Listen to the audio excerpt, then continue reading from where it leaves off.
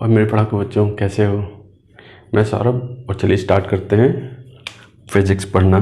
ठीक है, देखिए लास्ट क्लास में हमने, लास्ट लेक्चर में जो है हमने पढ़ा था रिफ्रैक्शन एट स्फेरिकल सरफेस का फॉर्मूला डिराइव किया था। ठीक है, उस फॉर्मूले पे ही आज हम लोग बात करेंगे। तो फॉर्मूला क्या था? फॉर्मूला था μ2 by v minus μ1 by u is equal to μ2 minus μ1 by are.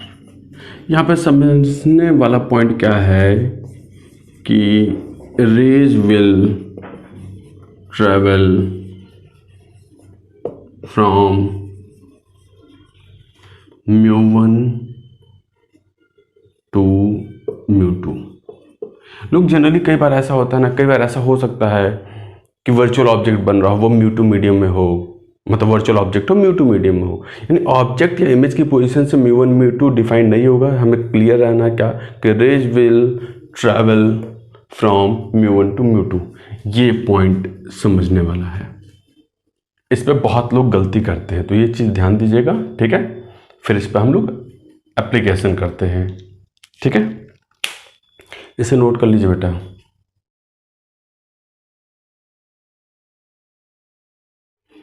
आपने क्वेश्चन पढ़ लिया होगा बेटा। ठीक है, तो क्वेश्चन देखते हैं।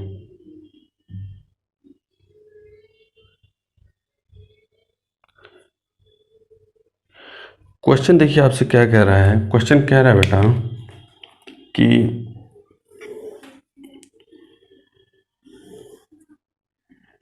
यहाँ पे म्यू जो है वो 1 है, यहाँ पे जो म्यू है वो 1.5। ठीक है, इसे 3/2 लिख दो, ज़्यादा इजी लगता है। ठीक है, यहाँ पे ऑब्जेक्ट जो है वो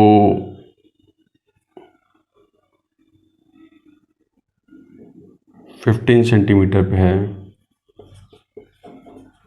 ठीक है, और यहाँ पे जो सेंटर ऑफ कर्वेचर है वो 30 सेंटीमीटर पे है। ठीक है, ये क्वेश्चन है। तो क्वेश्चन में कह रहा है कि, देखिए क्वेश्चन में आपसे कह रहा है कि look at the image of the point object O in the situation shown in the figure. ठीक है, इसके लिए हमें इमेज की पोजीशन बताना है। ठीक है, समझना, रेज ऑब्जेक्ट कहाँ पे है? ओ में है, तो रेज ओ से निकलेंगी और μ1 मीडियम से होते हुए μ2 मीडियम में जाएंगी। क्लियर रहिएगा। ठीक है, ऑब्जेक्ट ओ है आपके लिए। तो इसका सॉल्यूशन हम देखते हैं। ठीक है बेटा, तो μ1 क्या होगा? यहाँ पे 1, μ2 क्या होगा? 3/2, उधर वाला। ठीक है, चलो ऑब्जेक्ट डिस्टेंस। अच्छा ध्यान देना, रेज निकलनी है इधर की तरफ, यानी रेज जा रही है +x, और ये जो होगा वो पोल होगा बेटा। तो रेज जा रही है +x में, तो पोल से आप ऑब्जेक्ट के लिए -x में जा रहे हैं, यानी कि u कितना होगा? -15। चलिए, रेडियस ऑफ कर्वेचर क्या होगा? पोल से आपको +x की तरफ मेजर करना पड़ रहा है 30 सेंटीमीटर, तो ये क्या हो गया? 30। चलो फॉर्मूला लगाओ, μ2 by v minus μ1 by u is equal to μ2 minus μ1 by r. ठीक है बेटा, μ2 कितना? 3/2, वी ही निकालना है हमें, माइनस μ1 कितना? 1 डिवाइडेड बाई कितना? -15 is equal to μ2 minus μ1 by r. R कितना है? +30। ठीक है बेटा, इसे सॉल्व करते हैं। यह आ जाएगा 3/2v प्लस 1/15 आ जाएगा बेटा, और ये आप सॉल्व करेंगे 1/2 माइनस 1 कितना है? 1/2 बचेगा, और नीचे 30 है ऑलरेडी। तो इसे सॉल्व करो, 3/2v इज इक्वल टू आ जाएगा 1/60 माइनस 1/15। एलसीएम ले लो तो 60 आ जाएगा, ये 1 और ये -4 आ जाएगा। ये कितना आ गया? -3/60 आएगा। 3 से काटोगे कितना? 20 बचेगा। तो यहाँ से आ गया 3/2 इज इक्वल टू -1/20। 2 से काटो कितना बेटा? 10 आ जाएगा, और 3 से मल्टीप्लाई कर दो तो v कितना आ जाएगा? -30।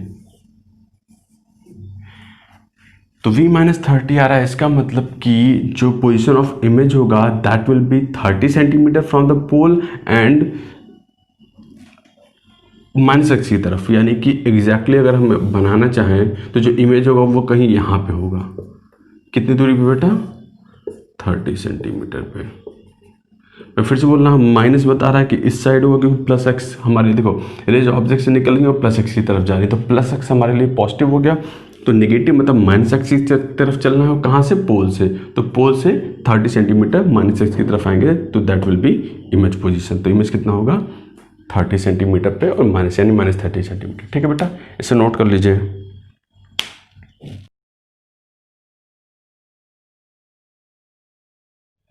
आपने दूसरा क्वेश्चन भी बेटा पढ़ लिया होगा, तो चलिए दूसरा क्वेश्चन वाला सॉल्व करते हैं। दूसरा क्वेश्चन देखिए क्या दिया है। कह रहा है कि एक स्फीयर है, ठीक है, 20 सेंटीमीटर डायमीटर का, वेयर विल आई, ठीक है। देखो बेटा, चलो हम क्या करते हैं, तो ब्लू से बनाते हैं पहले स्फीयर। ये स्फीयर है बेटा, ठीक है। और आपसे कह रहा है कि ये मान लो प्रिंसिपल एक्सिस वाली लाइन, ठीक है बेटा, ये इसका सेंटर ऑफ कर्वेचर, ठीक है।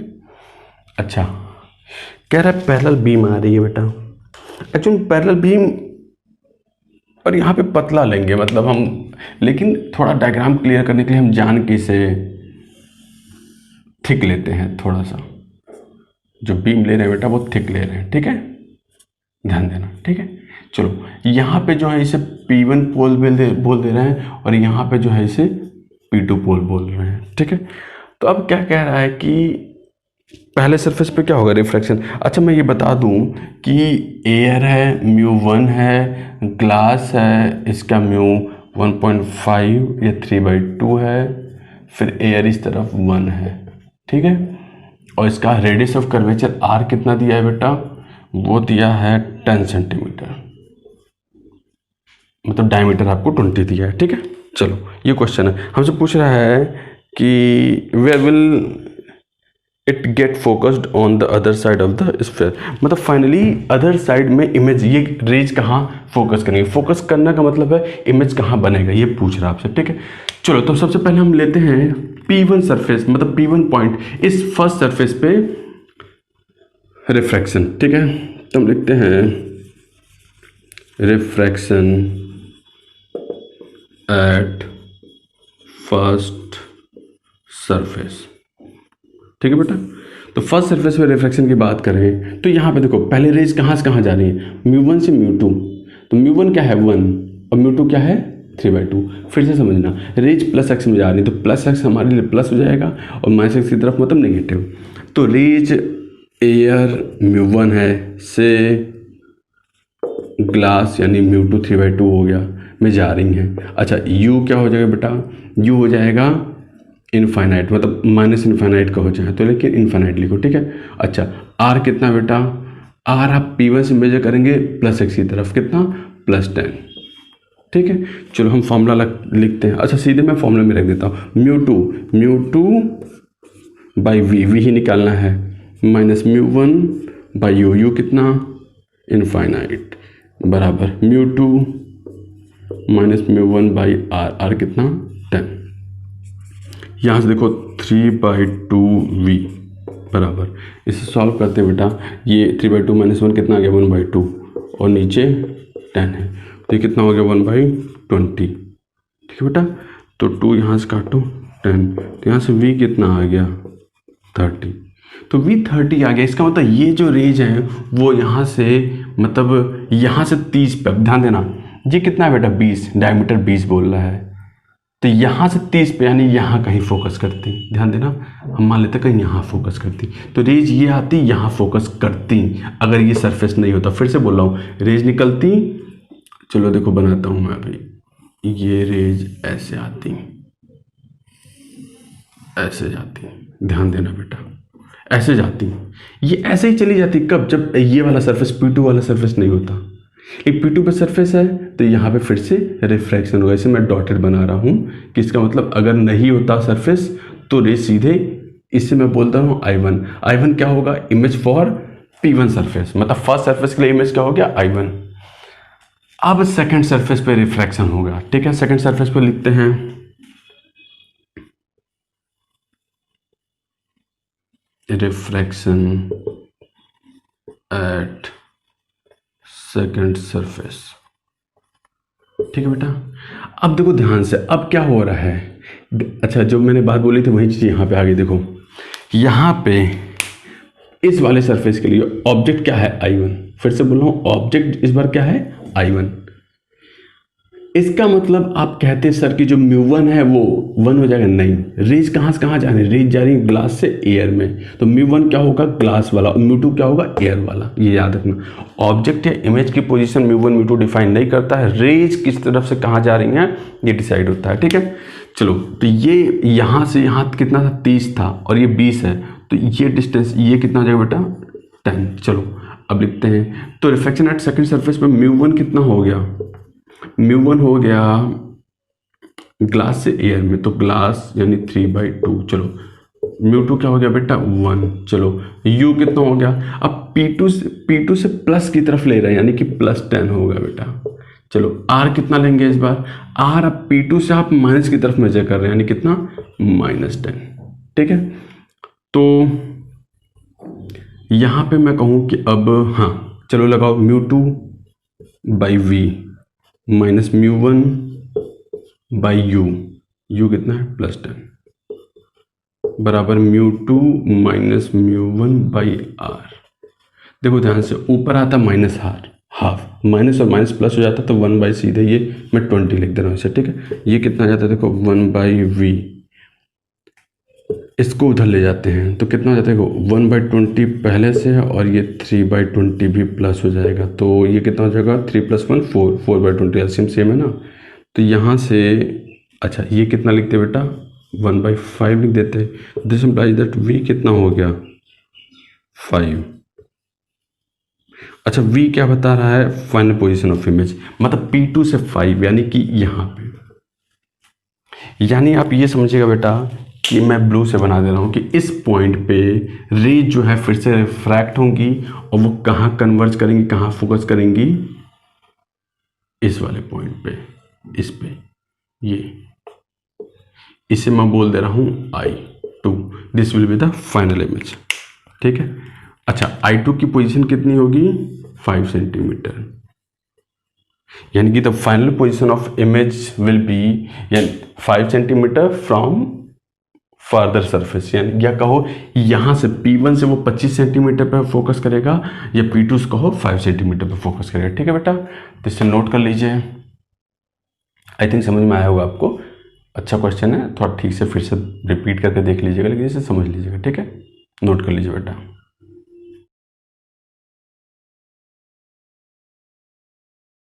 तो क्वेश्चन आपने पढ़ लिया होगा बेटा, चलिए क्वेश्चन देखते हैं। क्वेश्चन आपसे कह रहा है कि ये एक कॉनकेव सरफेस है, यहाँ पे μ1 दे दिया है, यहाँ पे μ1.33 को मैं 4/3 लिख ले रहा हूँ बेटा, ठीक है। ऑब्जेक्ट ये है, ठीक है, और 2 मिनट, हाँ ये ऑब्जेक्ट है, ए बी बोल दो इसे। ये कितने सेंटीमीटर का बेटा, ये 1 सेंटीमीटर इसकी साइज है, लेंथ कह लो, ठीक है।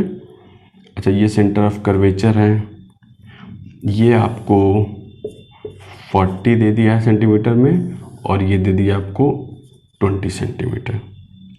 अच्छा ये पोल होगा, ठीक है बेटा। चलो तो आपसे पूछ रहा है find the size of image formed in the situation shown in figure, ठीक है बेटा। इसमें आपको साइज ऑफ इमेज पूछ रहा है, ऑब्जेक्ट साइज क्या है, 1 सेंटीमीटर। चलो देखते हैं इसे, हम करते हैं इसे। पहली चीज़, रेज कहाँ जाएंगी, 1 से 4/3 में, तो μ1 क्या हो गया 1, और μ2 क्या हो गया 4/3। मैं लिखता हूँ फिर से, μ1 क्या हो गया 1, म्यू टू क्या हो गया बेटा 4/3, ठीक है।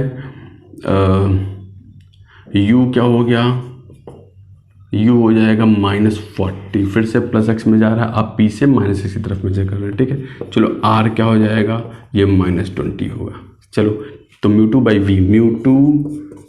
We minus μ1/u is equal to μ2 minus μ1/r, ठीक है बेटा।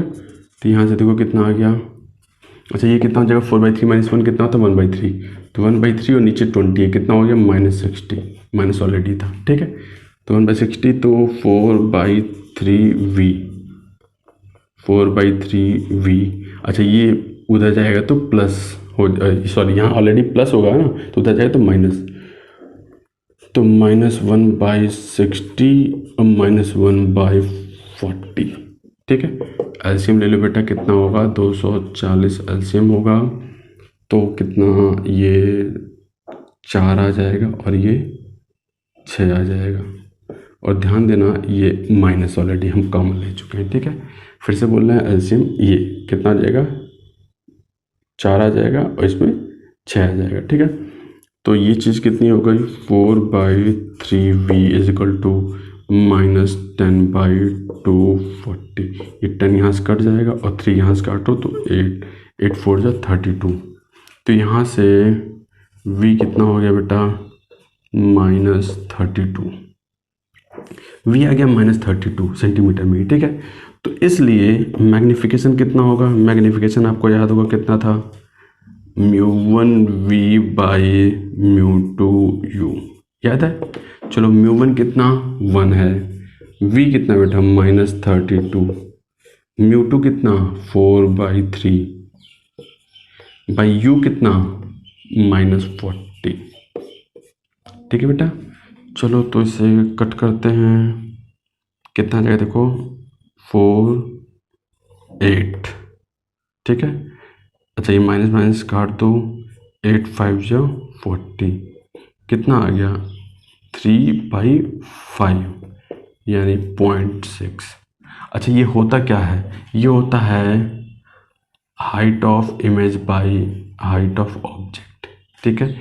तो यहाँ से हाइट ऑफ इमेज बराबर कितना आ गया 0.6 into height of object, 0.6 into height of object कितना है बेटा 1 सेंटीमीटर 1, तो हाइट ऑफ इमेज कितना आ गया बेटा 0.6 सेंटीमीटर, तो इसलिए साइज ऑफ इमेज क्या होगा 0.6 सेंटीमीटर। क्लियर है बेटा, फिर से बोलना है साइज ऑफ इमेज क्या होगा 0.6 सेंटीमीटर, ठीक है बेटा।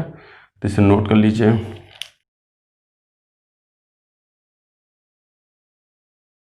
तो क्वेश्चन आपने पढ़ लिया होगा बेटा, मैं भी पढ़ लेता हूँ। क्वेश्चन ये आपसे कह रहा है, देखिए कि एक स्फीयर बना लेते हैं पहले, एक स्फीयर है, बड़ा बनाते हैं डायग्राम, एक स्फीयर है, ठीक है, और देखो इसे ए कह रहा है, इसे बी, मतलब ए बी लाइन बोल दिया, ठीक है बेटा, और ये सेंटर ऑफ कर्वेचर सी हो गया, ठीक है। आपसे कह रहा है कि एक रे है जो 60 डिग्री पे आ रही है, ठीक है। तो कह रहा है a ray of light falls on transparent sphere will with centre at C as shown in figure, ठीक है। The ray emerges from the sphere parallel to the line A B, the refractive index of the sphere is. अच्छा, अगर वो emerge out कैसे करती है parallel to the line A B, तो refractive index of sphere कितना होगा। अब समझना बेटा, हम कहते हैं कि मान लो रेज ऐसे गई होंगी, ठीक है, ऐसे। अच्छा मैं यहाँ पे क्या करता हूँ, अगर नॉर्मल खींचूँ ऐसे, ठीक है बेटा, तो पक्की बात है जो रेज है वहाँ ये वाली रेज पैरेलल इसके हो जा रही है, ऐसे हो जा रही है, ये बोल रहा है इट इज गिवन। तो ध्यान देना बेटा कि देखो ये रेडियस है और ये भी रेडियस है, तो ये वाला एंगल और ये वाला एंगल सेम होगा, ठीक है। ये कितना होगा, मान लो थीटा, तो ये भी कितना होगा ना पड़ेगा बेटा, थीटा। अच्छा एक चीज़ क्लियर है ना, अगर 60 डिग्री एंगल ऑफ इंसिडेंस है और एंगल ऑफ रिफ्लेक्शन थीटा है, और इस मतलब समझ रहे हो यहाँ पे, अच्छा यहाँ पे म्यू एयर ले लो, ठीक है, ये भी एयर ही है बेटा, ठीक है, और यहाँ म्यू है रिफ्रैक्टिव इंडेक्स जो हमें फाइंड आउट करना है, ठीक है। तो अब सोचो, हमने कहा 60 डिग्री एंगल ऑफ इंसिडेंस है, थीटा एंगल ऑफ रिफ्लेक्शन है, तो फिर अगर 1 से म्यू में जा रहे हैं, 60 से थीटा हो रहा है, तो म्यू से एयर में जाएंगे, 1 में जाएंगे, तो थीटा से फिर से 60 ही हो जाएगा, ये याद रखना। अच्छा डायग्राम में ये समझना पड़ेगा आपको कि ये दोनों पैरेलल लाइन है और ये सीधे जा रहा है, तो ये 60 तो ये एंगल पे कितना होता है बेटा, 60 डिग्री, ठीक है बेटा। और ये हमें पता है कि इस वाले ट्रायंगल के लिए जो 60 डिग्री है वो एक्सटीरियर एंगल होगा, और एक्सटीरियर एंगल का ये रिलेशन क्या होता है कि सम ऑफ अदर टू एंगल्स, यानी 60 डिग्री जो होगा थीटा प्लस थीटा के बराबर होगा, इसलिए आप क्या लिखते हैं, थीटा प्लस थीटा बराबर 60 डिग्री। तो दिस इम्प्लाइज दैट थीटा कितना हो गया बेटा, 30 डिग्री, ठीक है। तो इसलिए सिंपल सा स्नेल्स लॉ लगा दो, applying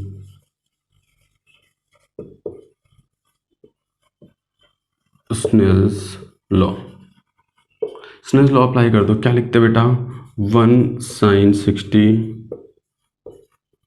is equal to mu sine theta, मतलब म्यू साइन थीटा की वैल्यू कितनी बेटा, 30 डिग्री।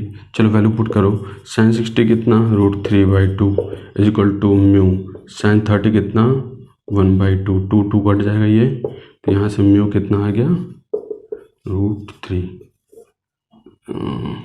हाँ म्यू कितना आ गया बेटा, √3, तो this will be the answer, ठीक है। समझ में आ गया होगा आपको, तो ये नोट कर लीजिए।